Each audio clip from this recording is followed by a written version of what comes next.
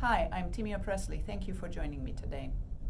As you work out, I'm sure you've experienced how sometimes exercises can feel completely different on one side of the body compared to the other side of the body.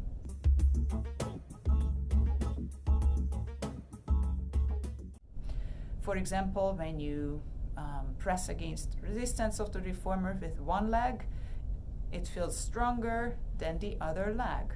One side is more flexible than the other. The range of motion is different when you reach one arm overhead compared to the other. This is also true for our hips.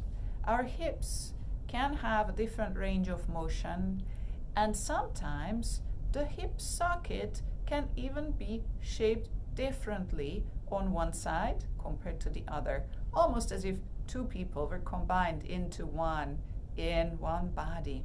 So if we think about the structure of the hip joint, or the hip actually, what do we have going on? We have a hip socket, right? And then we have the head of the thigh bone and this little ball ending that goes into the socket. And we have many places where there can be differences. The socket itself can have a different shape on one side compared to the other, or the angle between this ball and the thigh bone could be different on one side compared to the other. So there's a lot that can be different. There is also a condition called hip dysplasia, and from Mayo Clinic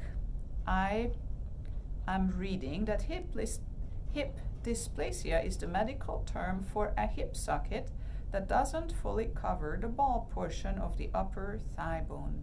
This allows the hip joint to become partially or completely dislocated. Most people with hip dysplasia are born with the condition.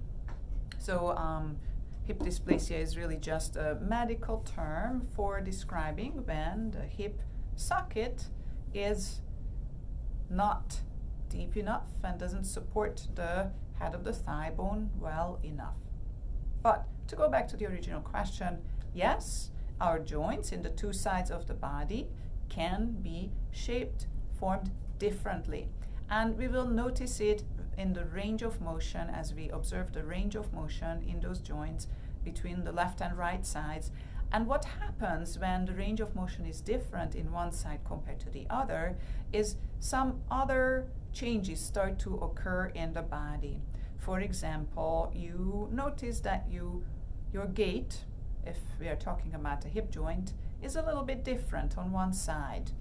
Some muscles ligaments might be shorter on one side than the other as a result of you using your body differently because of the different shape and size of the joint on one side compared to the other. So don't be surprised if you notice these differences.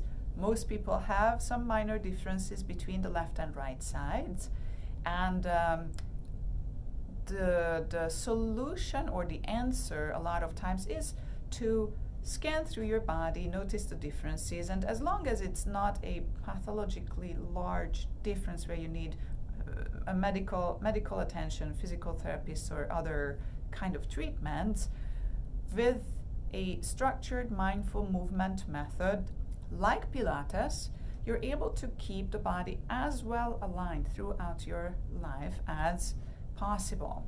So invest a little bit of time into finding a method or an instructor that you like working with.